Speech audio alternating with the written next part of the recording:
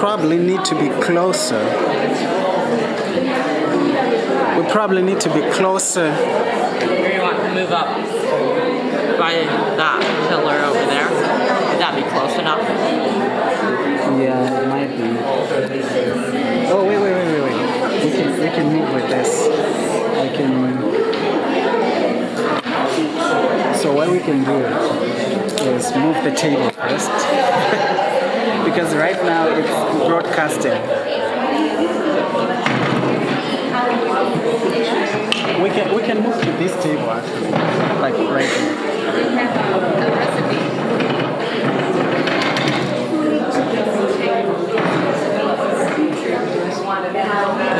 Then go around that way, or No, that is good. You can just go straight there. Right. Excellent.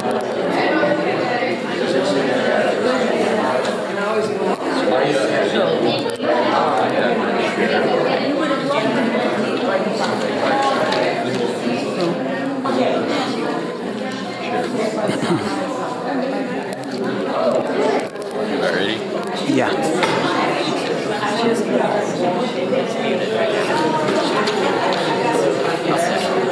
Why don't you unmute it so that we can just control it?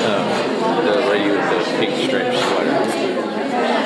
and then you'll need to give her that when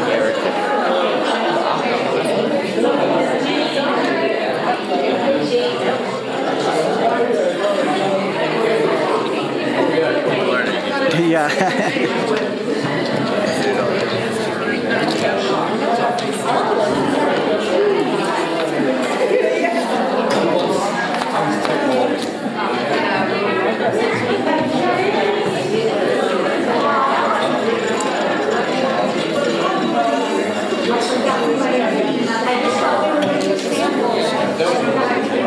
Good evening, everyone.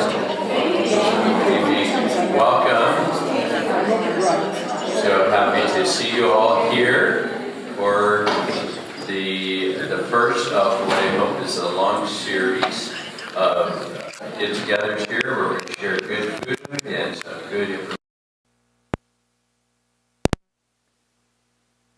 And so for tonight, I'm going to be the doctor, and Cher is going to be the cook, not the cook, the chef, the raw food gourmet chef. And I've heard wonderful things about this, and I'm looking forward to it. So just a couple of announcements before we get started. We do have sign-in sheets there where you came in. I think most of you already signed those. If you didn't, you might want to put your name and your contact information. We will probably send out an email ahead of the next installment of this series. The plan is it's going to be the third Tuesday night of each month, and we're going to try to be regular with that. I already had some people tell me, well, but the third Tuesday we're going to be in El Salvador, and the third Tuesday the next month there's something else. I'm like, I don't care. Because if we change it every time, then it's not going to be regular. We're going to try to make it regular so people can plan ahead and just expect the third Tuesday of each month there will be something here.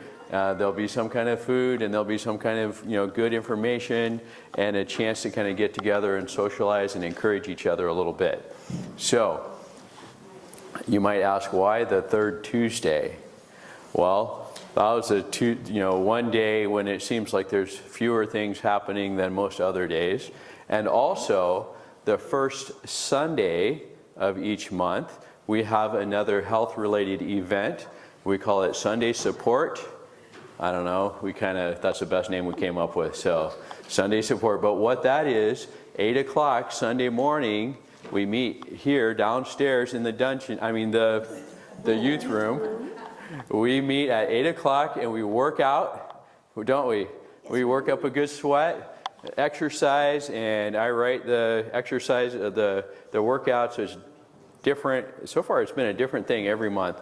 At some point I'm going to start repeating some of the things so that you get to measure your progress. But we work out for about 20 minutes or so, stretch a little bit, so that goes for about a half hour, and then we have a potluck whole food vegan breakfast.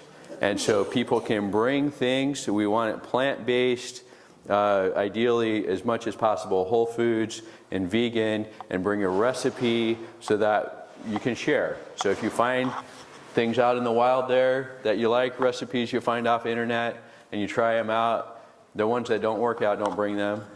But the ones that are like, oh, we do this. Oh, this is really good. We're going to keep this one. And so it gets copied and put into the, you know what I'm talking about, the recipe collection. So those ones you want to bring and share them with other people. And we could swap recipes. And so that's just another opportunity to kind of get together, to have fun, to encourage each other. And we can actually see who works out and who doesn't. You know, yeah. But it's okay. It's all good. It's to be encouraging.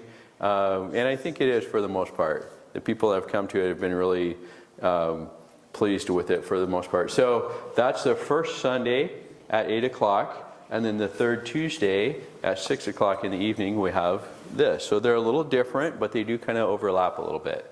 So you can just plan for those, write them in your schedule, and we'll look to see you there. So if you all show up for the workout, I'll be surprised, but it'll be a good workout. It'll be awesome. Okay. Now, for tonight, we have, as we were thinking about this, we're trying to plan a series of things. There's going to be different people presenting different styles of food, but the emphasis is going to be, again, whole food, plant-based type meals. And today is all raw food. And so we're not advocating that everybody should eat 100% raw all the time. But I can almost guarantee that all of us in this room would do better if we ate more whole raw foods. And so we're going to have some really good examples, and I would encourage you to listen carefully and see how you can move in that direction, and that's really going to be a good thing for your health, and I think it's going to be yummy, judging by what I saw going on in there. And so I've probably already talked too much, but I wanted to set the tone for us here, and Beth Stevenson, she is going to be our MC for the rest of the evening, so I'll turn it over to her, and then we'll go from there. Thank you for starting us off. I'm turning this as everything. well. Okay. Well, and I heard we're getting. Okay. I'm getting signals from people who know about technology. I see. 2 different mics. Okay, got it. Okay, so I've been hearing about going to get plates. Can you clarify when we're going? Are we going first before we start demoing, I assume? Okay, I think that we should, vote. Eat first or lecture first? Oh, nobody's hungry here. Okay, we're gonna start with food, because it's ready and the plates are beautiful back there. Let's have a word of prayer. I'd like to just start as we're settling into seats and as we're settling our hearts and minds from the day that we've just been through. I'd like you to stop and just count 3 blessings. When you've got them, hold up your 3. Sorry, I'm a first grade teacher. It works for all ages. 3 things that have been a blessing today. Hold it up, and then we're going to lift that up to God. 3 good things today. Oh, they're coming up quickly. Some of you are very experienced with recognizing when God has blessed you during the day. All right. We've pretty much all gotten there. If you're still working on it, that's okay. We're going to pray for you too. Let's bow our heads. Heavenly Father, what a privilege it is to gather together for the same purposes, the purposes of knowing things about our health and our food that would help us to live better and more actively for you. And also just to gather together as people who love you and love each other, and that we can share in the blessings from the day. So I pray as we get the food that you would bless the hands that prepared it, that you would bless the words that are said tonight, but most of all, that you would open our hearts to hear what you have for us, that you would also open our hearts to each other, that as we build community here, we will be able to embrace more of your ideal for us in every part of our lives. In Jesus' name we ask, amen. I think that we will come around and dismiss a couple tables at a time so we have a nice line, so we'll be right with you. Does that sound good? I'm going off the top of my head here. All right. All right. Don't you want to give that back? I do, thank you. Would you like to go ahead and go up to the table and get your food? Would you like to go ahead and get us started here? Oh, change of plans. All right. Change of plans. Is it off? Okay. Change of plans. You're being served, so we will expect slightly larger tips at each table, ladies and gentlemen. It's coming to you. So you'll have a chance to thank a few of the people who have been here for hours in the kitchen as they come around.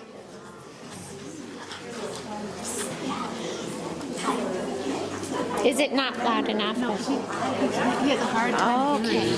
Really hard. It doesn't carry well, so I'll try to hold it closer. Thank you. I'll try to hold it closer because I'll be speaking quite a bit this evening.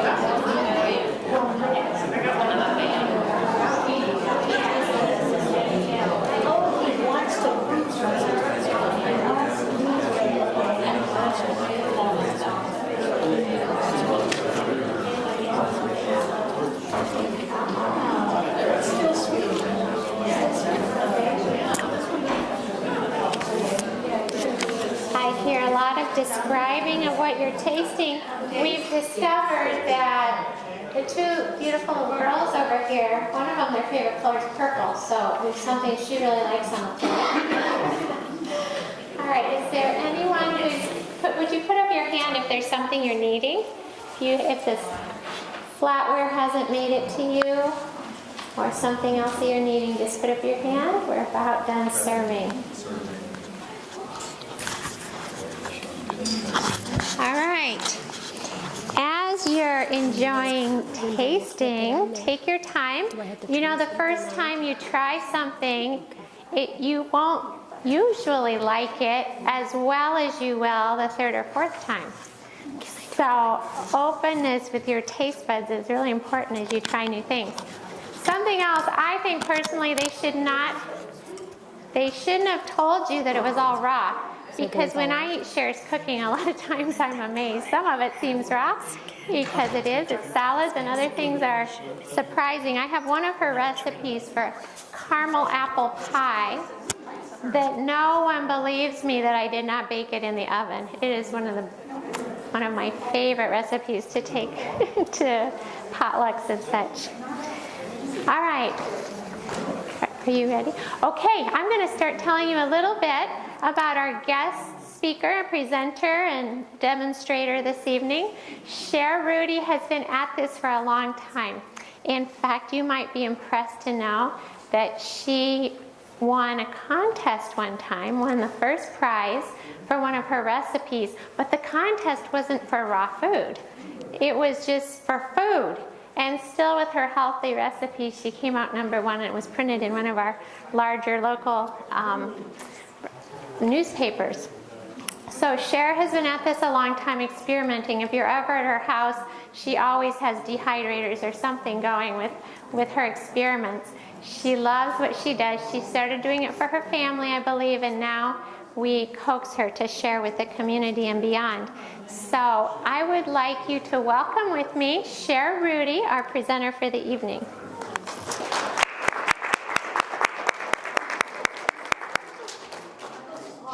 Cher chose the recipes and planned your meal for tonight and prepared it with her assistants.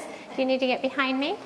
And now just 3 of the recipes that are involved in what's going on your plate are going to be demonstrated so that you have a little idea. So if you didn't get the recipe sheet, would you raise your hand, and I'll get that and bring it to you as Cher begins to tell you about them. Thank you. Thank you, Beth. Yes, Cher. I keep forgetting to just Do I need to? Oh, okay. It's a privilege to be here. How do you like your food? Very delicious. Yeah. So, you know, sometimes when people say raw, they think it's a green salad. So I wanted to show you tonight that it's challenge people that need you to speak right into it. It's, I just wanted to show you tonight that it can be very diversified. You know, I've made anything from pizza crust to bread to, apple pie.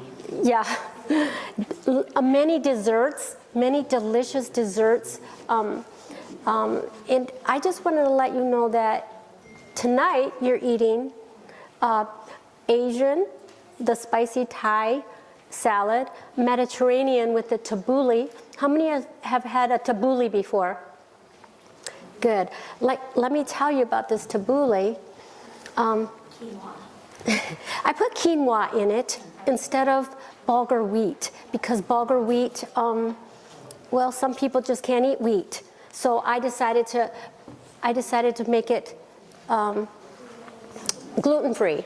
So that's why it looked like it turned out really well. When I tasted it, it tasted really, really good. So your third one is, you know, how do you like the dessert? That little, you get that little dessert. Look. Well, I was experimenting one day, and I said, I need something to take to the pickleball courts when I go to play pickleball, and instead of buying them. So I just started experimenting, and I come up with that. It's way better than the ones that you can buy in the store. Okay, so they love it all. What's the first one you're going to tell us how to make? I'm sorry. The first one is going to be the first one is going to be the. That made a big difference. You're all set now. Yeah, sorry. It's going to be the taco meat. Okay. One of the things when I started eating healthy was I really missed the taco salads. Really, really bad. So I found this taco meat. It's very simple. Put it in this little food processor, and you're done, and it's very delicious. So I'm gonna just show you. So whenever you have any nuts, always soak them, and then you can soak them sometimes 3 hours, sometimes overnight. and some nuts need soaking a little bit more than others. But walnuts, what happens to walnuts when you soak them, it releases an enzyme that, you know, sometimes people say that walnuts taste bitter. Well, if you soak them, then you rinse that water, and then you rehydrate them. Dehydrate them, I put them in my dehydrator. You can put them in your oven. So, and then it takes away that bitterness. So it's going to be the taco meat.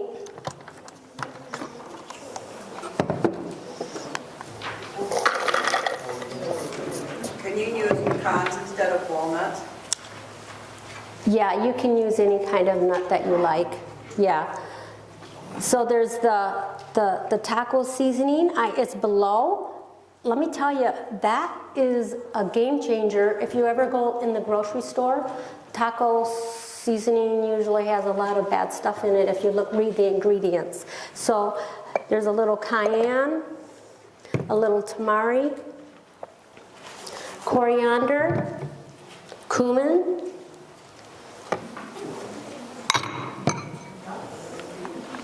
and looks like I got an extra one.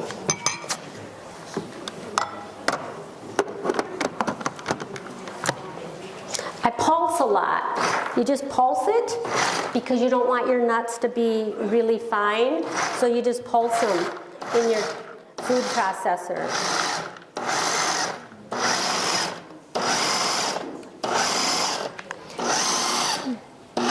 So you just want them to look about the size of hamburger. And we'll see in the next recipe what happens if you keep going longer than that.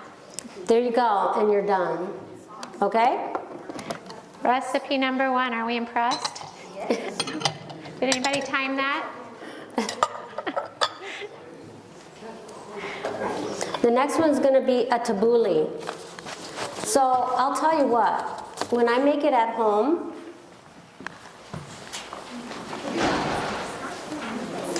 Will you need this machine again? no. Okay.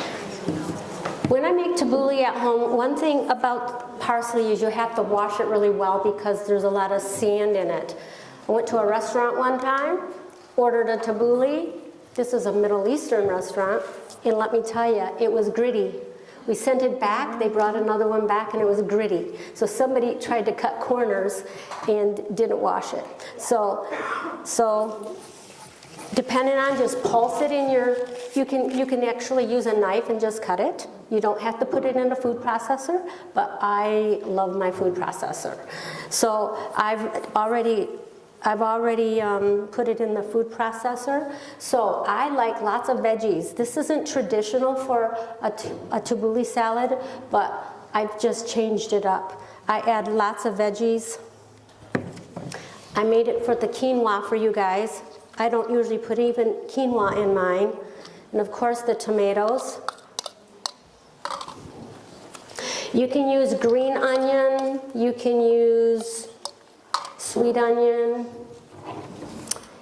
and a little mint. If you don't use mint in it, it just doesn't get the right taste. You just have to have mint.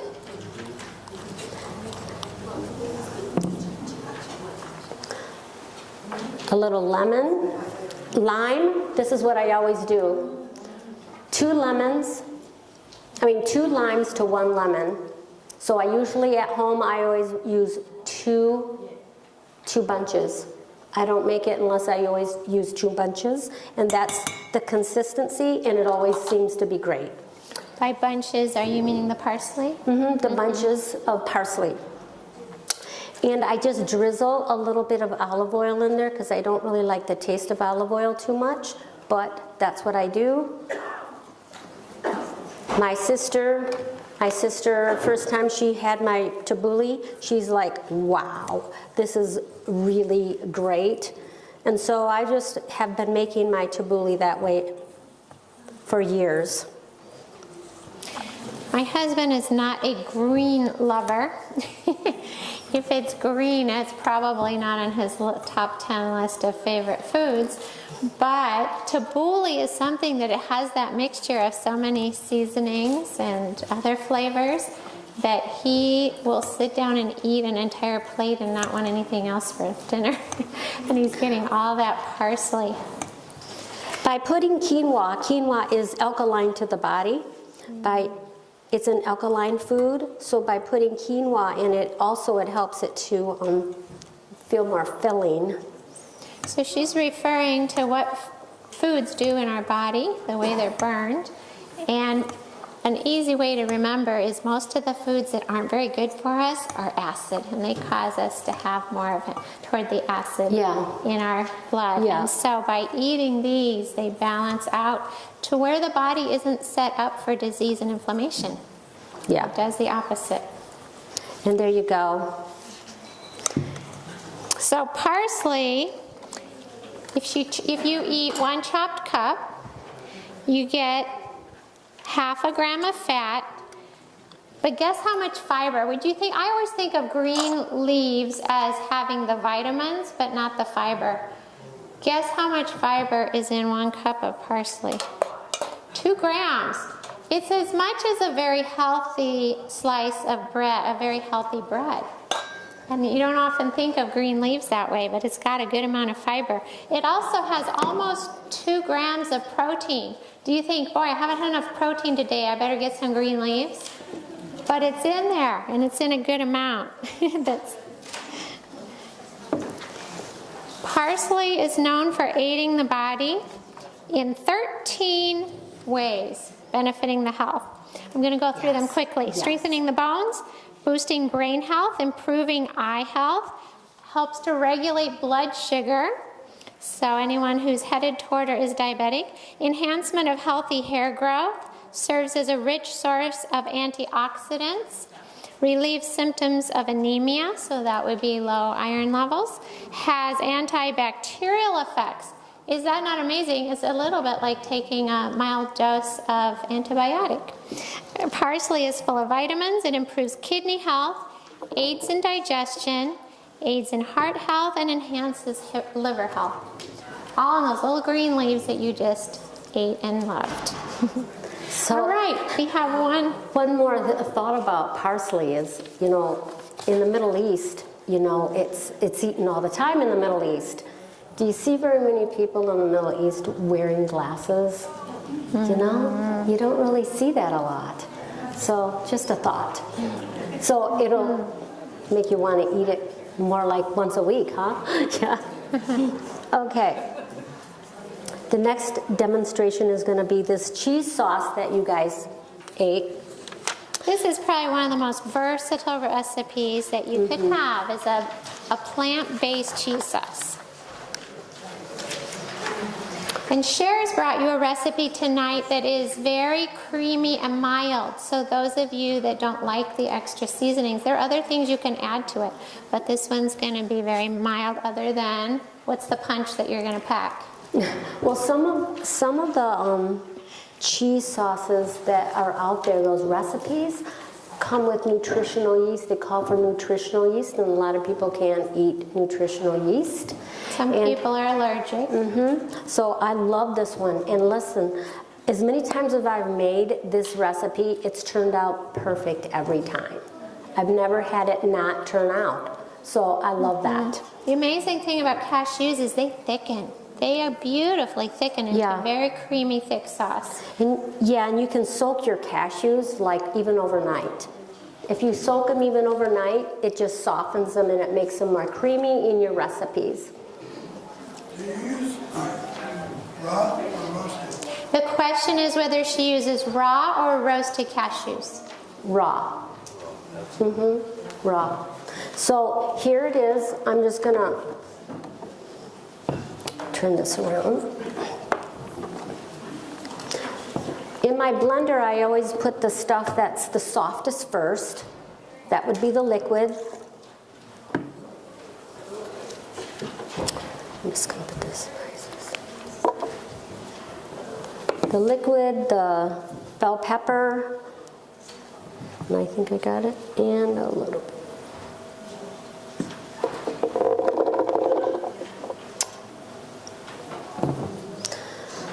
Now, Himalaya pink salt That's what I use now. I used to use sea salt, now I just use Himalaya pink salt. Okay? And the reason for that is the high mineral content. And those minerals that we need, just trace amounts every day. So, here it is. Here's where you want to have a good blender.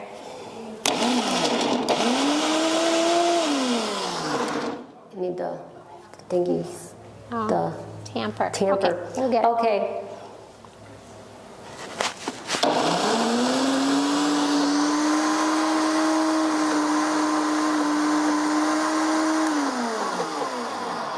So It's not- we usually have a only tamper the- and it goes down into this little hole, but I don't Thank have you. it. It keeps it down into the blade and it just keeps it moving. So we'll improvise.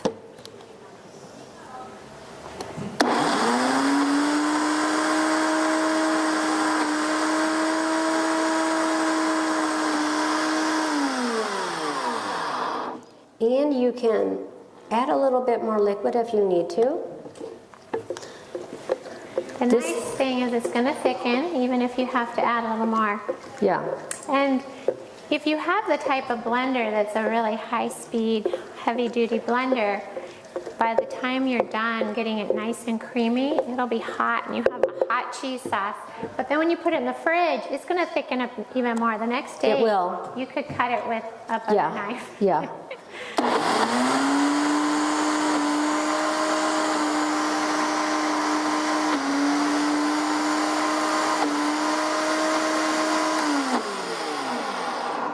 Yeah. We really need the tamper, but you guys got the idea. Yeah, it's being searched for right now, and hopefully it'll be with us in a minute. You know, you guys, you tasted the cheese sauce. You can already see in the bottom of this how the bottom part is already cheesy. It's, you know, so even if we can't get it all mixed up tonight, you guys got the idea. And I love this cheese sauce. And depending on how you want to spice it up, So got when you need to have something for the Super Bowl, but you're trying to eat whatever, plant-based or raw or whatever you're trying to do more of, you add a little spiciness and people will like it. A couple ingredients that she chose to give a nice creamy mild one tonight, but you can add tahini. That adds a bite a little bit like real cheese. If you like a strong cheese, then that's what you would add. Here it comes. thanks. We'll see.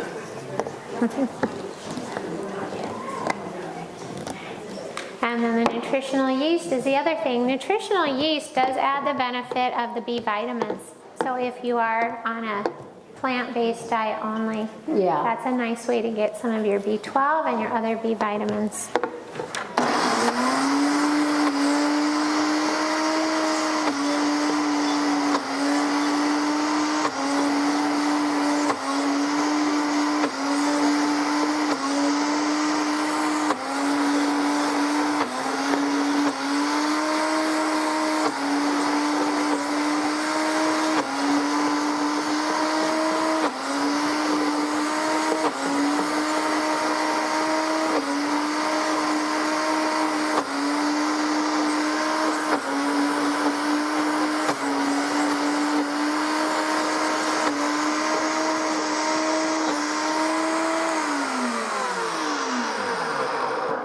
There you go.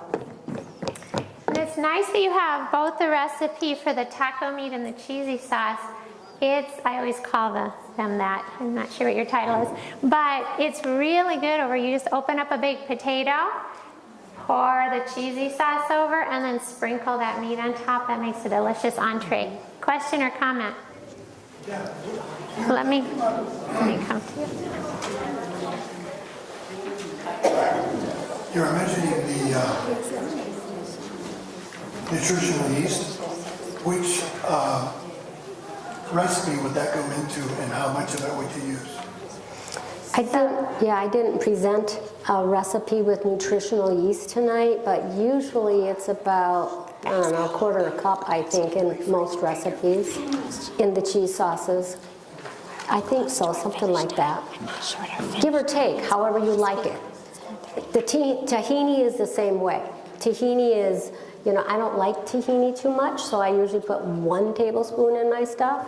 Other people will make a dressing and use half a cup or 3/4 of a cup. So it's, raw food is how you like it. It's just how you like it. And we have a question over here. How long will it last in the refrigerator? It doesn't last very long at your house, does it? No, it doesn't. It doesn't. So I'm going to say maybe 3 or 4 days is all I would leave it in there And I'm for. sorry, this will be our last question. We are a little bit over time. There was some question about tamari versus bread versus soy sauce. Why do you use tamari? Yeah, because I can get it without wheat. The tamari, low sodium, is without wheat.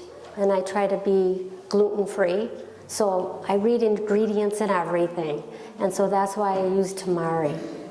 And to his question, if you're interested in it not being fermented, the Bragg's is not correct. So Bragg's liquid aminos is an alternative that's not fermented. We can take a few more questions. Oh, we've been granted a little more time. If you have questions. All right, wonderful. Are there some more?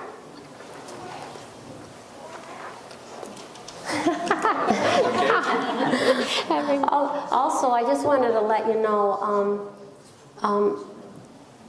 adding raw food into your diet, I'm not saying be completely raw, but it's such a beneficial benefit for your whole body. Like, I can give you example after example of when, situations have come up, they're sick, they eat raw, they get well. It just happens over and over again, and that's the reason why I add it to my diet so much. You don't have servings. I know. So the question is, how many servings for the 3 recipes that we've been given tonight, or the 3 that were demonstrated? I know. I don't. So you need to understand that share is one of these precious commodities that we have. There are these people who just create on their own. They know the science of food innately, and they throw stuff together, and then we say, will you come show the rest of us how? And they, okay, so I'll try to write it down on a page. So I find these people, you get the best you can from them. I have a girlfriend very similar from Brazil, amazing food, never has a recipe. I said, just give me the list, I'll figure it out. Just give me your ingredients. It was so good, I'll figure it out. So to some extent, that is what you have to do, and that's really the purpose tonight, is to go home and experiment, ladies and gentlemen, because we're coming back in a month, and you need to have some stories to tell of what you've figured out at home on the in between. Like the taco meat is 1.5 cups of walnuts, so you can see it's gonna be about 1.5 cups. The rest, the ingredients is just to flavor and make it wet enough to blend or to mix up. Okay? I love that idea that you just had, to have a sharing time. Definitely. For whatever you've experimented with these recipes. Yeah. We'll have opportunity for somebody to share a little bit, maybe 1 or 2 people. You don't want to make it a super long meeting, but keep that in mind next time. Go home, experiment. Yeah, maybe even play a around with paper to stuff. write and share. Yeah, so maybe we'll have a paper or something where everyone can share, but we won't stand up and listen to all of us for 2 hours. But yes, because that's where the real bang for your buck is. You can come and hear recipes, and you can sit down and eat what someone else has made, but if you don't go home and try it and share with your friends and come back and share your successes and failures, then the group effort is really lost. So that's the strength in what we're doing here, and we'll plan for it for next time. Any last words of wisdom from our expert? Well, I'll tell you one thing. I've had vertigo twice in my life, and every time I say, I know what I need to do, I start juicing, I start eating raw, and the vertigo goes away. So that's just an example of And it's how not beneficial. just with vertigo. We prove it is. over and over It with is. the immersion program. The thing is, we exhibit different types of disease depending on our own genetics, but the causes are pretty much the same, and so the fix is pretty much the same. It is. It is.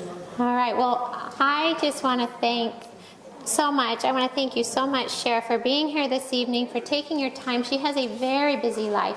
This was a lot on top of what she's doing right now. And so will you join me in just showing her some appreciation? Thank you. All right, and if there are a couple of our assistants that can come and help her while they're doing that, and I can help in just a minute, I'm going to start introducing you to the next person that you've already met. So you met the good doctor, but he didn't tell you who he is. Dr. Mike Hess has brought to Village Church something we have never seen before. It's very rare to have a doctor go around by the name pastor. And he was officially hired as a pastor. He comes and gives worship to my first graders once, well, not always him, the pastors share, but he comes over and gives worship to the kids. And it's not even always on health. In fact, it's usually just from the Bible story. So he wears many hats, but the real thing that God seems to be opening doors for here is the health ministry, which is the vision in hoping that he would come, and we're leading him to come providentially with his family from across as far as you can go to the West Coast. And so we just want to stop for a moment and appreciate what we have. I go to my doctor, and sometimes, aren't you lucky to get 10 minutes? And here we have someone taking their time to just invest in us and share what he has learned, mostly above and beyond what he studied for the boards. Am I right? So I would like you to help me welcome our speaker for the evening, Dr. Mike Hess.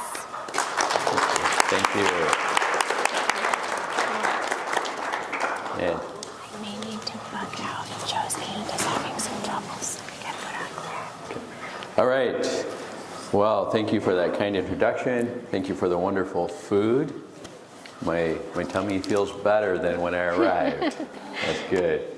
And so tonight I want to share with you a few things. I'll give you a very brief background. My medical training, I actually went to seminary first, and then I went to medical school with the idea of combining physical, mental, emotional, and spiritual healing into one thing, because I think we're not separate things. We're all one thing. That is, we're human beings, and we have all aspects of those things in our life. So I went to medical school at Loma Linda University, and there I met John Kelly, one of my classmates, who went on to become a very famous founder of the American College of Lifestyle Medicine.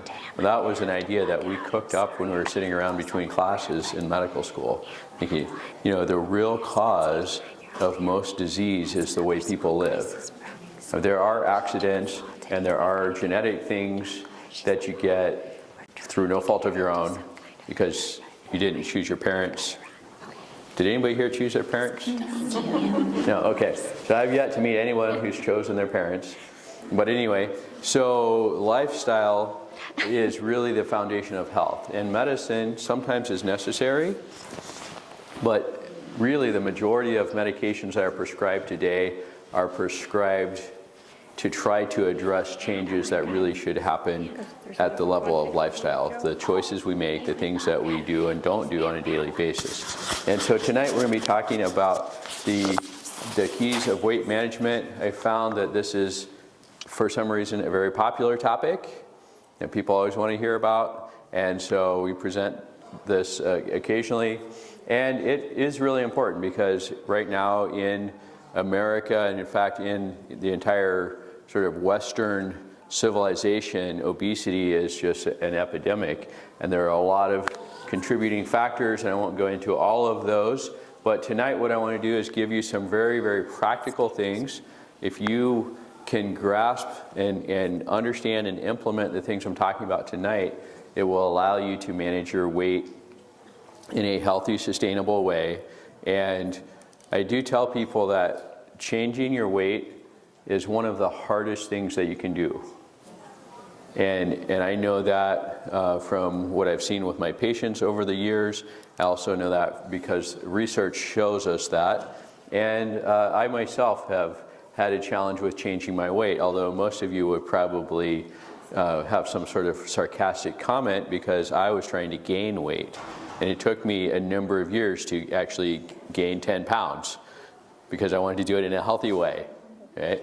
So it really is true to make a permanent long-term change in your body weight, either up or down, requires significant change to what you're doing, and you have to put effort into that, and it's not easy. So did everybody get a copy of the handout? It has little blank spots to write things in. So the first one is going to be, the first two things I'm going to talk about are sort of somewhat theoretical, but they're actually really important. They're probably the most important of the 10 things. The first two, if you get those right, you'll figure out the rest of it. If you don't do the first two and you just focus on the others, then it probably won't last. So here we go. The first thing is vision. And some of you know what I mean by that. I don't mean getting good glasses. What I mean is having a vision for your health and what it is that you really want. And so when we're talking about behavior change, any kind of behavior change, but including health-related behaviors, we have to start with why.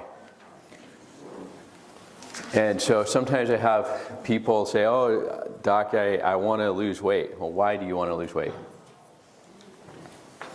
I mean, there's really easy ways to lose weight. You could go for liposuction, or you could just start using meth. Like, you literally, you can. I'm not saying it's, well, there are states now where it's legal. In fact, in Oregon, not too far from where I used to live, they just legalized every drug. It's like, any drug is legal in Oregon. It's kind of weird, but okay, I'm distracting myself. Let's not go down that road. But so if you did start smoking meth, would you be healthy? No. I mean, you would get skinnier and skinnier until you die, but you won't be healthy. So the point is not just losing weight. The point is to be healthy, I hope. You know, some people want to lose weight for social reasons rather than health reasons, because they want to look a certain way to, you know, attract certain friends or things like that. And maybe that's not entirely wrong, but I really think for myself, I think the most important motivators for health behavior change is to be healthy so that you can have a long, happy life doing things that are good and enjoyable and contributing to society and good relationships and all the other physical, mental, and spiritual and emotional things. But that's my reasoning. You have to have your own reasoning, right? If you don't have your own reason, it's going to fail. So start thinking about why. Why is this important to you? And is it really important? Some people start out on a health behavior change because it's important to somebody else. You know, their spouse or their parent nags them, or their child. You know, I've had people that quit smoking because their children nag them, and so they finally quit. But they don't quit for very long. They just quit for little bits of time. It's not lasting until people adopt their own internal motivation. So what is your reason why? Why do you want to have better health? Why do you want to lose weight or gain weight, as the case may be? So start with that. And then, as you're starting to think about why, what is it that you want? And most of the time when people show up to talk about weight loss, they say, I want to lose weight, but there's really underlying reasons why. It's not simply just a desire to lose weight. There's usually levels to that. I had one lady quite a while back, went through one of my classes. She had a very clear reason why. She was 60-something, type 2 diabetic, overweight, out of shape, the whole 9 yards, but she had just gotten custody of her 9-year-old granddaughter. And she's like, I gotta take care of my health, I gotta get in shape, I can't even walk around, I can't go for a walk with my granddaughter. It's horrible. So that was her reason why. And in fact, she got into my metabolic mastery class, and in a matter of 13 weeks, she was doing multiple push-ups. She was running around the yard chasing her granddaughter, which was like they were playing tag. And so I was like, okay, you're on your way. You have your motivation, your reason why, and it's incredible to see how people can change when they get that motivation dialed in. So why? What is it that you want? The underlying thing underneath change in weight or whatever. And then imagine what it would be like.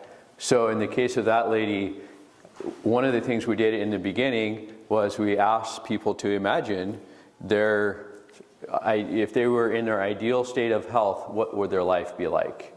And that's one of the things she thought about. She imagined going for hikes with her granddaughter and being able to play and run around the yard with her granddaughter. And she imagined it, and then she got to work to do the steps to bring that vision into reality.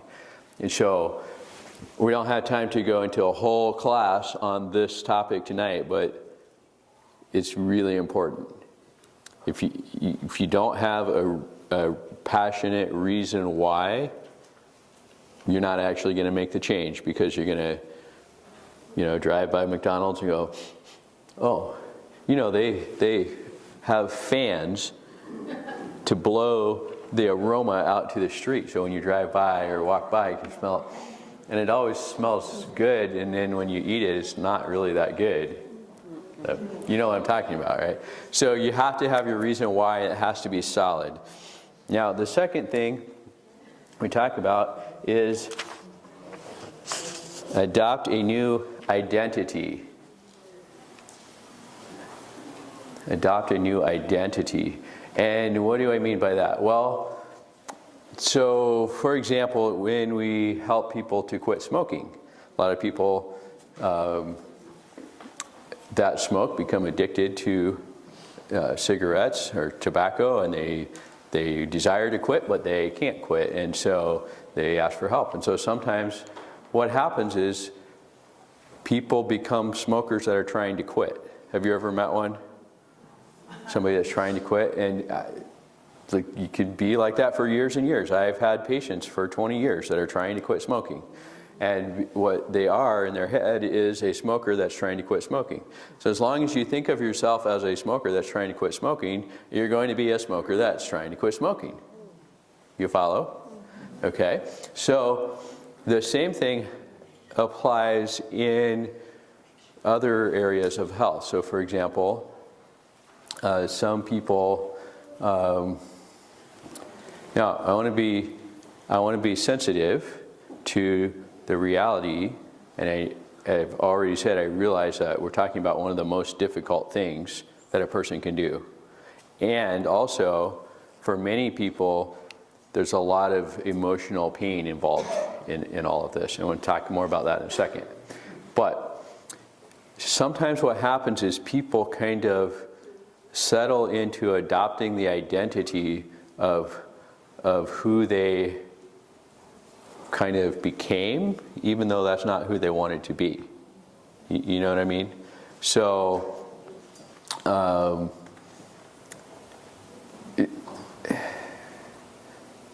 often that means accepting the so-called reality of the limitations. So sometimes people think of themselves as, well, I'm just a middle-aged fat woman, and that's just the way it is. Well, as long as you think of yourself that way, that's the way it is. So a lot of people have that image of themselves, and then they think, I'm going to try to change. I got to go on a diet, and I'm going to lose weight. But they're still thinking, like, I'm a fat person that's struggling to lose weight. And indeed they are, and they go on yo-yo diet, the whole routine. People go on like that for years and years. So I suggest to people, rather than having that sort of experience in identity, to change that identity and adopt a better identity. So I had a young man that I knew, and he was kind of a chubby little kid. He always, pretty much every time I saw him, he had a soda in one hand and a lollipop in the other. And you can imagine what, his health was not the greatest, but his parents, I would talk to his parents and say, hey, you gotta not let him do this. Oh, we can't help it because he gets it at school and his friends and this, and that's all he'll eat. And okay, what can you do? Well, an amazing thing happened when he got into 8th grade. He decided he wanted to be a wrestler. And not only that he wanted to be a wrestler, he actually joined the wrestling team and he was a wrestler. And in his head, he was a wrestler. Well, what do wrestlers do? Wrestlers work out. Have anybody here ever known any wrestlers? Back in junior high or high school? Most of those guys are pretty hardcore. They work out hard. And they work out usually twice a day. And so this young man, he joined the track team in order to get in shape for wrestling. And he quit eating junk, he quit drinking sodas, and he just ate meat and potatoes and vegetables. Now, I don't recommend that as an ideal diet, but it was definitely way better than soda and lollipops, okay? And in a matter of a year, he actually progressed quite rapidly in wrestling. He went to the state semifinals, and he got an award for the most improved athlete of the year at his school. And it wasn't because his parents nagged him. It wasn't because he said, oh, I have to be, I have to eat this and I have to do that. It was because he wanted to do that, because that's how he identified as being that. You follow what I'm saying?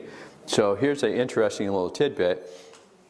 This is not a religious meeting per se, but any of you that are familiar with Christianity will know that Jesus said, you must be born again. And I'm going to tell you that is the ultimate change of our identity when we are born again and we become new people. And so if you're struggling with some aspect of your behavior, particularly health behavior that we're talking about tonight, you're going to have to embrace a new identity. Choose to be an athlete, or choose to be something, choose to be that healthy person. So this connects back to your vision, right? So for me, my vision is that I am the athletic sort of survivalist old man, grandpa, that I'm going to be teaching my great-grandkids how to survive out in the woods when I'm 90 years old. That's my vision for myself. Which means, what do? Well, I do lots of things. Not because, oh, I have to do this, I have to do that, but it's my vision of this is who I am. So I do crazy stuff. I run around in the woods in the winter, when most people are sitting by the stove, looking for hot soup and whatever. But you understand what I'm talking about? That vision, and connect that with your new identity. And then the next thing with that is, even when you adopt a new identity, it turns out that most of us have some leftover residue from our old identity. And you have to figure out how to deal with that. So sometimes that leftover residue is emotional baggage from the past. Has anybody in here ever heard of emotional eating? 3, 4, 5 of you have heard of it. Okay, so it's an actual thing where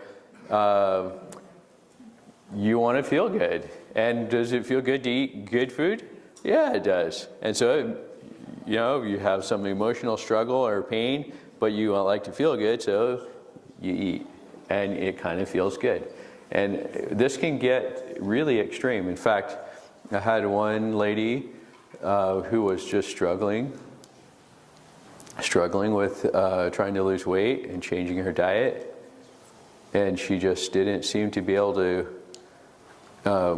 stop herself from eating, especially desserts. Like ice cream was her thing. Like she would just, the boss at work might say something that didn't make her feel good, and she'd stop on the way home and buy a quart of ice cream and just eat ice cream. And so we had a few talks, and then one day we were just talking about life, and so I asked, I don't know why I did this, but I just asked her, like, when's the first time you remember eating ice cream? And she's like, oh, my grandma would give me ice cream because my grandpa was mean and grandma was nice to me, and she would give me ice cream to try to make up for grandpa being mean. And I felt loved when grandma was feeding me ice cream. I'm like, we have some deeper work to do. Like this whole thing about losing, like don't even worry about losing weight until we figure out how we can bring some emotional healing, and then the changing the habit is going to be a lot easier. But until you address that power, that emotional power of stuff from the past, it can be really, really hard to change those habits. So, not everybody's going to have that heavy of stuff, but some people do, and some people have a lot. And if that's you, then maybe you might need to get some help to address some of that emotional stuff rather than just beating yourself up because you can't lose weight. Because you have to address that. And so I just call this, the residue of your old identity, whether that's, the fat girl that nobody likes, or whether it's the, I'm the nerdy guy, or the,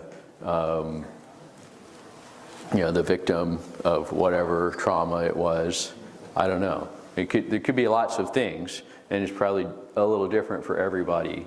But we have to address that if you're going to move forward in a meaningful and consistent long-term way. Okay? So, that's some pretty heavy-duty stuff there. But these are, like I said, these two issues, the thing about having a vision for where you want to go and who you want to be, and then actually adopting that identity and dealing with the baggage and things that try to keep you connected to the old identity. Those things really, really need to be addressed. Now, the rest of the things we're going to talk about are more of probably what you were expecting, like the little secret, what to eat and when to eat and all that kind of stuff. Okay? Exercise. I have a question. Now, those of you that have been in my other classes before, give the other people a chance, okay? Okay. What's the best kind of exercise? See, you didn't even have to say it out loud. Okay, I heard several people say walking, and then you said something else? Rebounding? What? Yeah, so I heard the right answer over here. Yeah, the best kind of exercise is the exercise that you actually do. Okay? You follow that?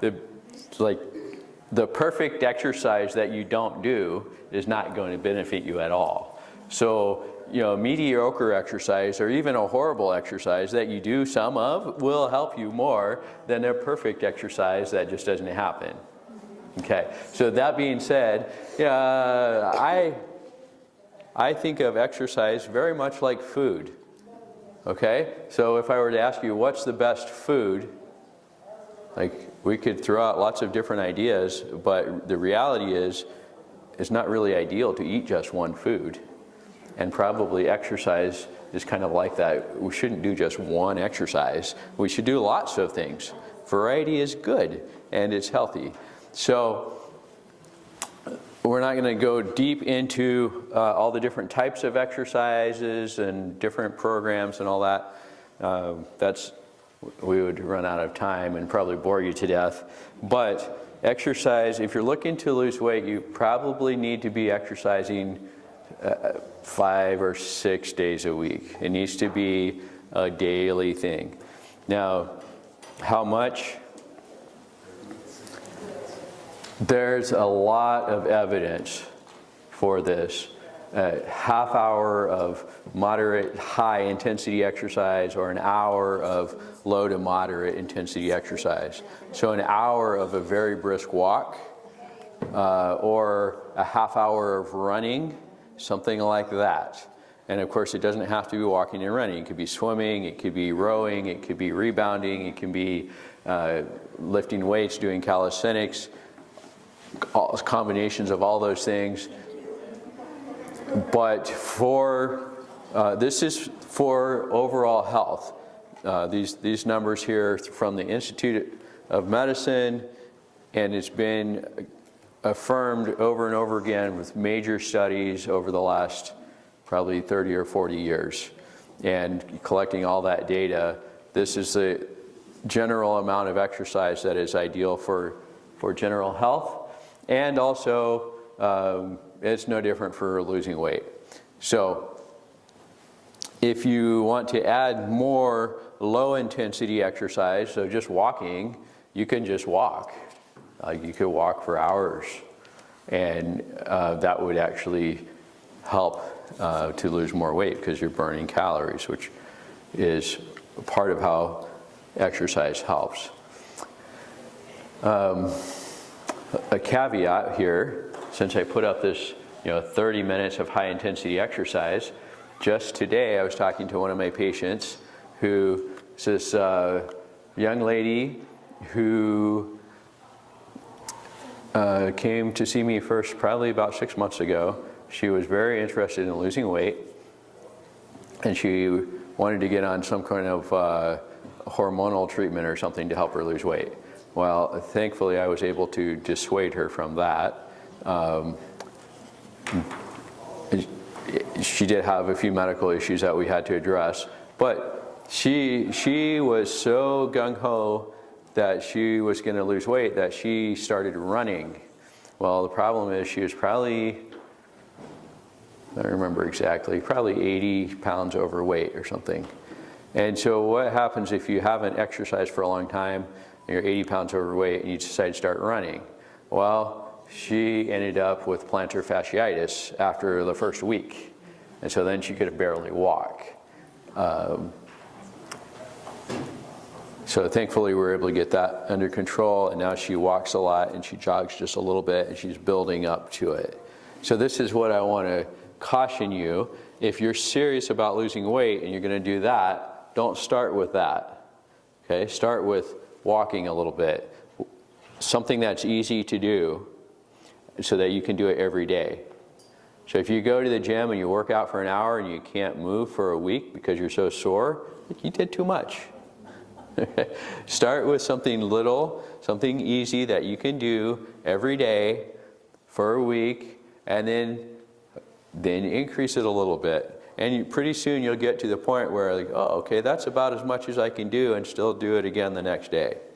Right? So it's better to start on the low side and build up than to start going out the gate too hard and hurt yourself and end up, not being able to exercise. Does that make sense? So the exercise is critically important, but you got to start on the low side and be consistent. So it's that daily consistency matters more than the intensity or what the exercise is. Eating or exercise before breakfast is going to help the most for weight loss. The reason for that is you're in a fasted state, your blood sugar level is going to be lowest, and then when you start exercising, your body's going to have to start burning fat to create energy to sustain that exercise. Whereas if you eat and then exercise, that's a lot less likely to happen. So exercising in the morning before breakfast if weight loss is your goal. If weight gain is your goal, then a lot of these things you do just the opposite. So if you're trying to gain weight, you might not want to work out when you're fasted. You might want to, a lot of guys will talk about a pre-workout meal, and it's like, you have to be careful not eating too close to your workouts, and that's a different thing. But for the general idea for weight loss, before breakfast is going to be the most efficient. Now, we're going to talk about food. By the way, I'm going to say the two major pillars for weight loss have to do with nutrition and exercise. And a lot of people will ask, which is more important? And I'll just ask you, which is more important, your heart or your lungs? Both. You kind of need both, okay? So it is with health in general and managing weight. You have to have exercise and you have to have nutritional habits lined out. Now, there might be a few exceptions to that, but don't plan on being one of them, okay? Because it's not going to happen. So you need both. Interestingly, the studies on this have shown that short-term weight loss is more correlated with nutritional change, but long-term maintenance of weight loss is more correlated with regular exercise. And I would say, hey, if you want to lose weight, you probably want both short-term and long-term. So do both, all right? So we're going to go on to talking about food. So eliminate, I'm going to give you one of the big secrets, eliminate processed foods, okay? And I'm not talking about processed foods like what we had tonight, where she put that food in a food processor and blended it, and then we ate it. I mean, like, you know what I mean? It's been through a factory, and it comes in a package. Eat less of that, or just eliminate it. Yeah, eat less of anything that went through a factory. You're going to be on the right track, okay? So eliminate processed foods and eliminate fake foods. What do I mean by fake foods? I personally, I have this aversion to fake stuff, and sometimes my daughter and I have little conversations about what's fake and what's just a different way of doing things. But I'm going to tell you, fake food, if they make it in a factory, okay, if it says artificial coloring, flavoring, calorie-free, sweeteners, I mean, if God didn't make it to grow, you shouldn't be putting it in your body. Just don't. And here's the thing, for almost 40 years, there was this idea that calorie-free sweeteners were going to fix the obesity problem, because you could get Diet Coke, right? It had no calories. And theoretically, you would think that if there's no calories, then you'll lose weight. But the reality, when they actually do the research and find out that people that drink those no-calorie diet drinks actually gain more weight than people who drink regular sugar drinks. So just don't. So get rid of all of that artificial everything. Coloring, flavoring, and sweeteners especially are. And now there's even evidence that a lot of the artificial sweeteners actually do cause cancer, which they said for many years they didn't, but now there's a couple of big studies that show they probably do. Question? Vegalinks. Vegalinks. Fake. Okay. Vegalinks are fake meat. Are they real food? I don't know. They're definitely processed. Okay? They're definitely processed. So, yeah, you probably shouldn't be eating those if you're trying to lose weight. And even if you're not trying to lose weight, you probably shouldn't eat very much of that. I don't think we have any stock in Vegalinks, do we? So it's okay for me to say that. Anyway, yeah, just, I mean, if you eat 1 or 2 a year, it's not going to kill you, but really you shouldn't be eating that junk, okay? And that applies both to Vegalinks and to the regular hot dog processed meat items. Those are horrible. So don't eat that stuff. All right. Now, this is a real tricky. Oh, we had another question? over here? Yeah, the guy. Question? I was just going to say that Impossible Burgers would fall under that category too. Yeah, so it's processed, right? The more processed it is, the less of it you should eat, as a general rule of thumb. So even if it's got good ingredients in there, but it's like you don't recognize that, move away from that. Move away from it. Yeah. Okay, this one, that's it. Eat less. Just eat less. Like tonight, we were given one plate of food. Well, okay, eat your plate of food and then stop. I've seen some people who tell me, oh, I probably shouldn't say this. He asked it.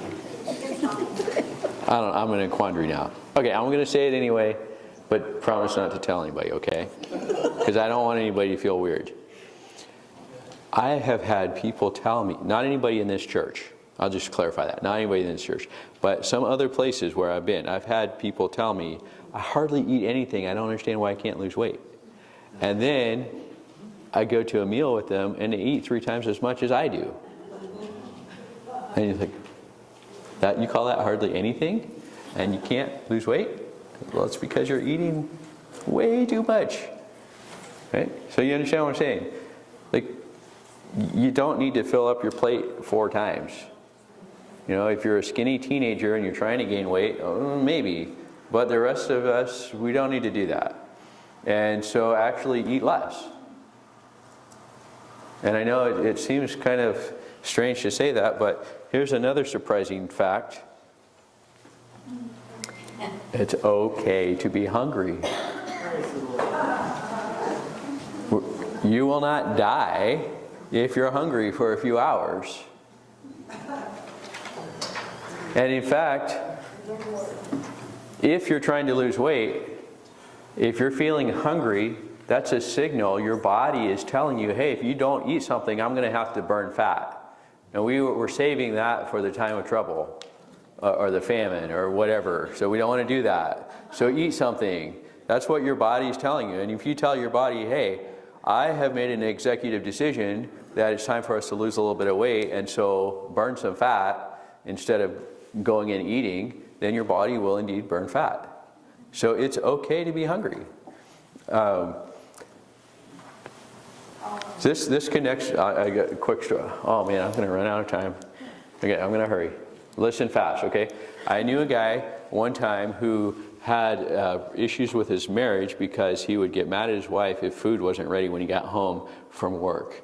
And they got into marriage counseling, and then what he figured out, to make a long story short, what he figured out was he got mad because he thought his wife didn't love him if there wasn't food, because he grew up in a house with addicts and he didn't have food to eat when he was a kid. And so he determined that he would never be hungry again in his life. And then when his wife didn't have food ready, he had this emotional trigger. Right? So when he figured that out, he was able to say, oh, actually, my wife does love me, and I won't die if I'm hungry, and it's okay to be hungry. And he was able to say no and started losing weight after that. So it's okay to be hungry. What was the question? How long did the transformation take in this gentleman? 2 weeks, 6 weeks? Transformation of what? His mindset to really, that for God to heal his... That particular situation, I do not know. I think, remember from hearing him talk about it, I would guess it was probably several months of processing that information. So, yeah. So, it's okay to be hungry. You're not going to die from being hungry. Okay? Next one. I already said this, I think. Fill your plate or bowl only once. So generally, that's really all you need for any given meal. Yes, sir. In the last month, I heard on CDs Ron and Nancy Rocky talking about that very issue. Okay. He was just gung-ho that his food wasn't ready. Yeah. He was talking about having to overcome that as he realized his wife did love him. Yeah. And he didn't have to throw a fit and scream and yell. Right.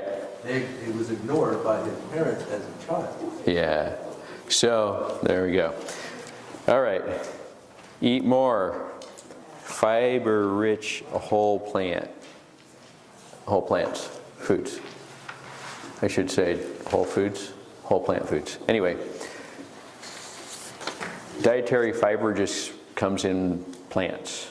So if you're eating processed foods, if you're eating meat and dairy, it doesn't contain dietary fiber. It just has lots of calories. And so eating more plant foods not only gives you, like what we had today was very high in all sorts of vitamins, minerals, antioxidants, phytonutrients of all kinds, anti-cancer chemicals in there.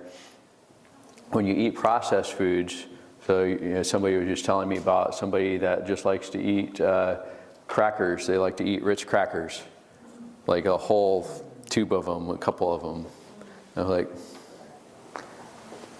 there's not much real nutritive value in there other than starch. Okay, so if you're starving to death, and that'll keep you from starving, but you're losing out on all the other good stuff that God put in those plants for us to eat. And if you want to keep track, if you're trying to lose weight, you should be aiming for about 40 grams a day or more of fiber intake. And I'll say the same thing I did about exercise.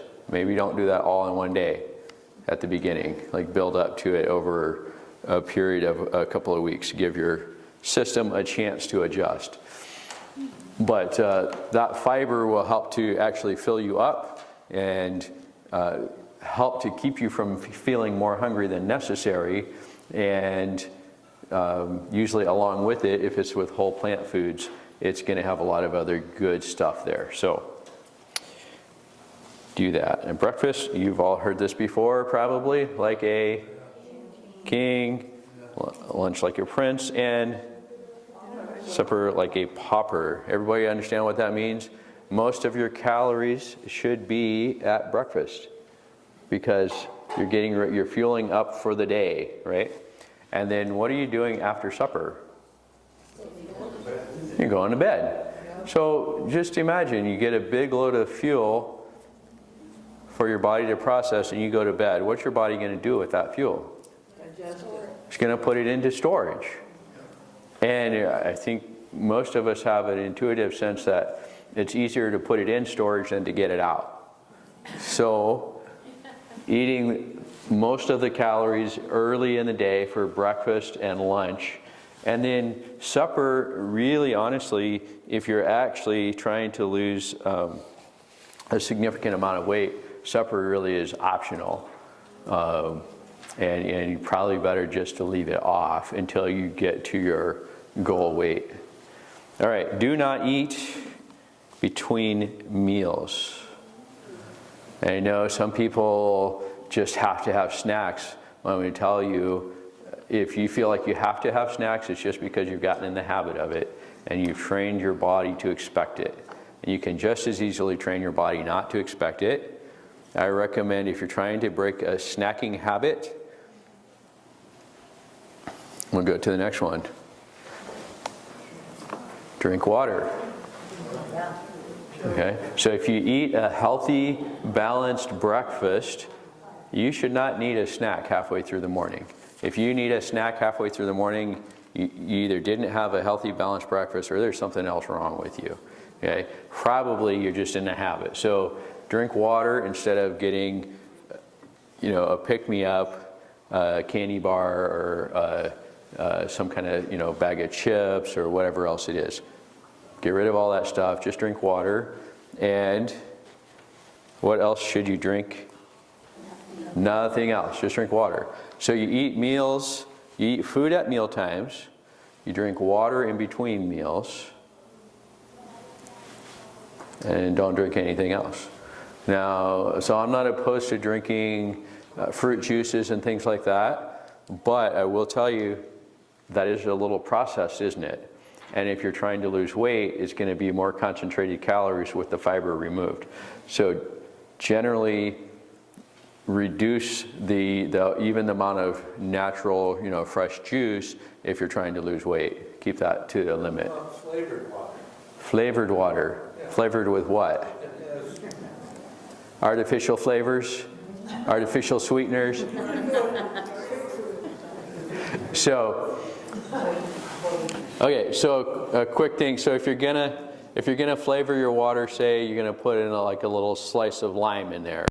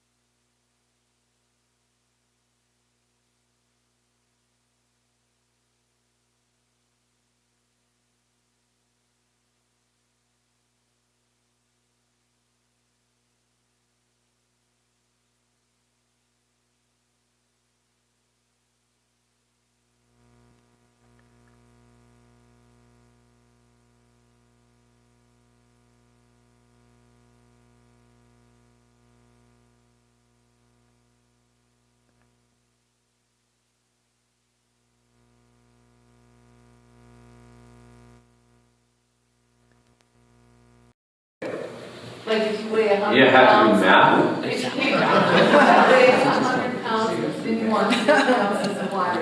Okay. That's an interesting theory. Yeah? 6 to 8 glasses a day. 8 glasses? How big is glass? Be specific. Okay. Our medical professional up here is telling us the real answer. Okay. So those numbers that are out there are kind of very rough ballpark estimate, and it depends on a lot of factors, like how much exercise are you doing, how much are you sweating, because it's hot outside, is the air conditioner on, are you inside in the winter with the fireplace and the air is so dry it's sucking the water out of you, what else is, there's so many variables.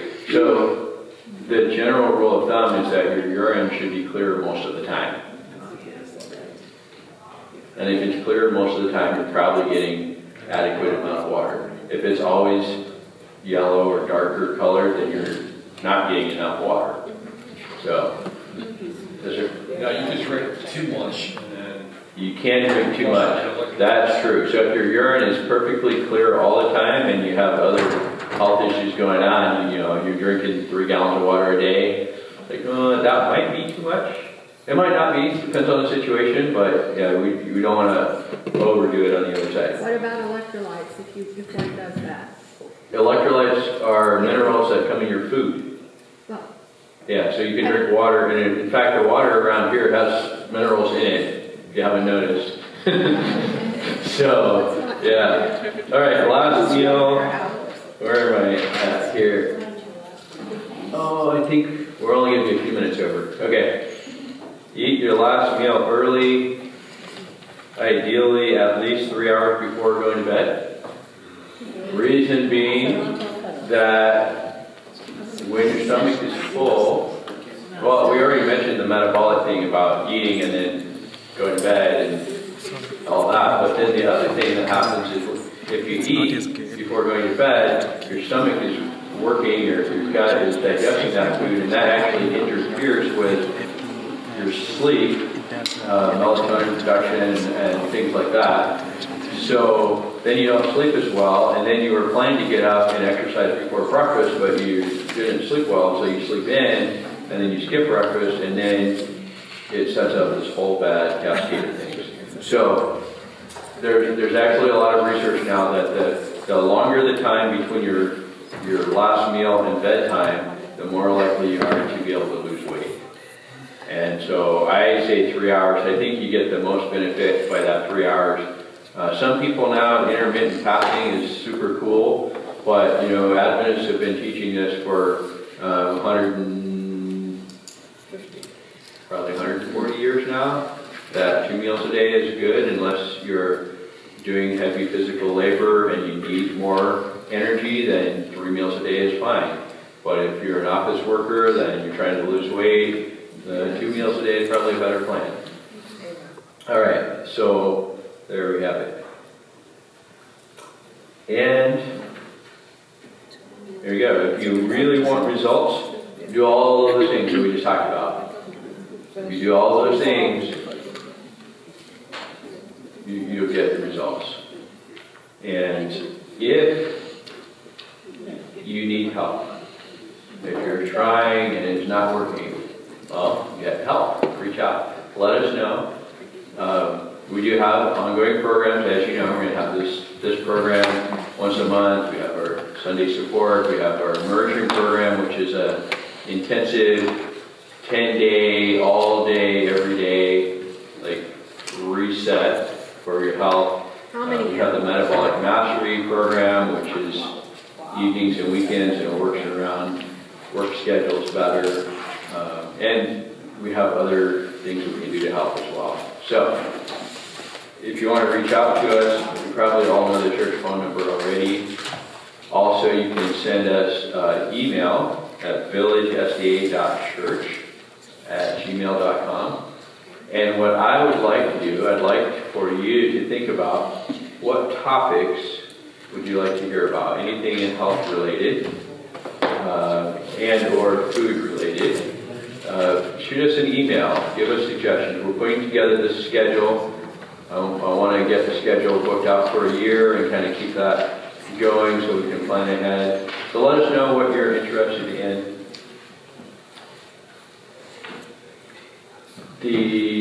By the door out here on your way out, if you would like to make a donation to help cover the cost of the food, there's a box right there. You can do that. I felt like that was pretty good food.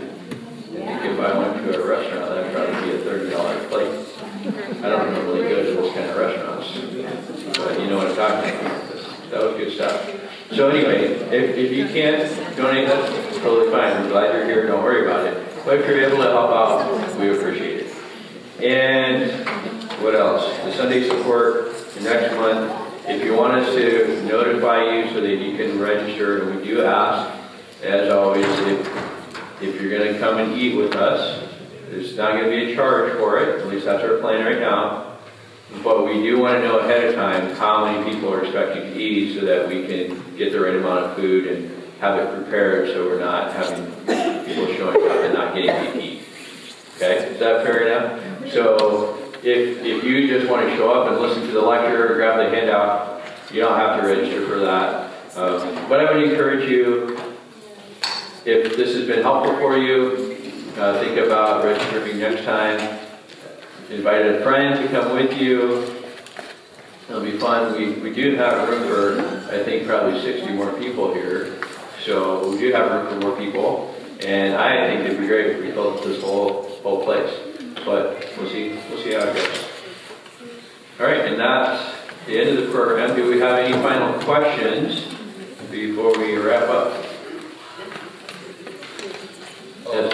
When it comes to tofu, is it similar process? To what food? When it comes to tofu, Tofu? is it processed? Yeah, so tofu is one of those sort of, yes, it's processed.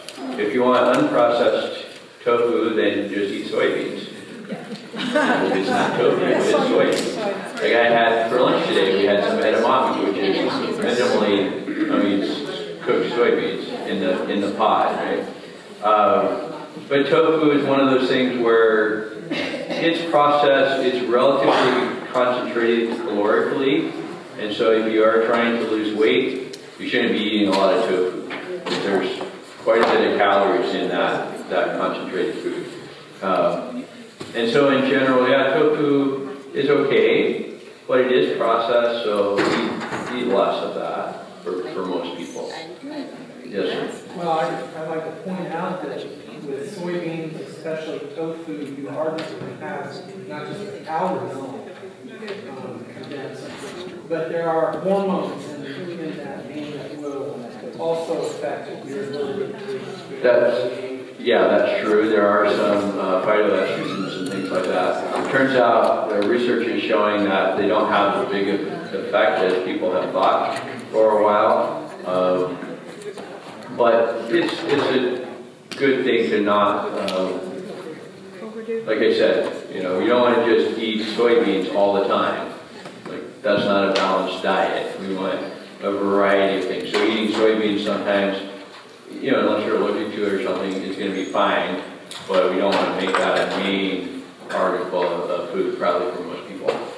Did you see another hand over here?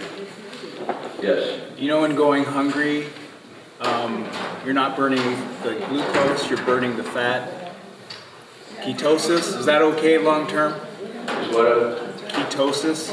Ketosis. I feel like that could be an entire lecture. Okay, never mind.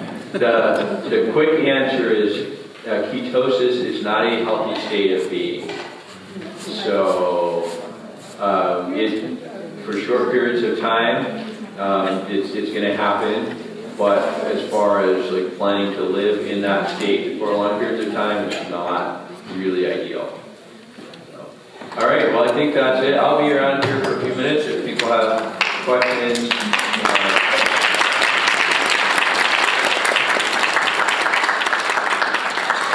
I do just want to have a prayer again as you leave. So lift our heads briefly. Heavenly Father, thank you for the way that you have made us. You've given us so many wonderful things to eat and things to do.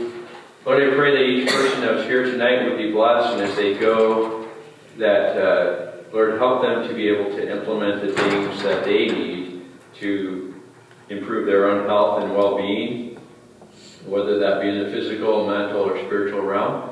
And give us all safety in our travels home this evening, and may we have a good month until we come back together again.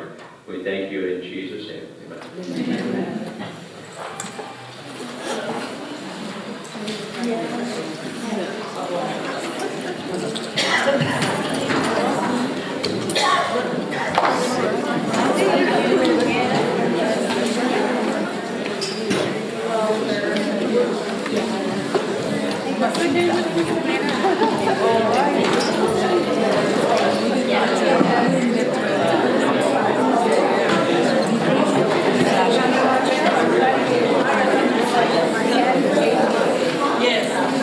Yeah, we wouldn't want our head in.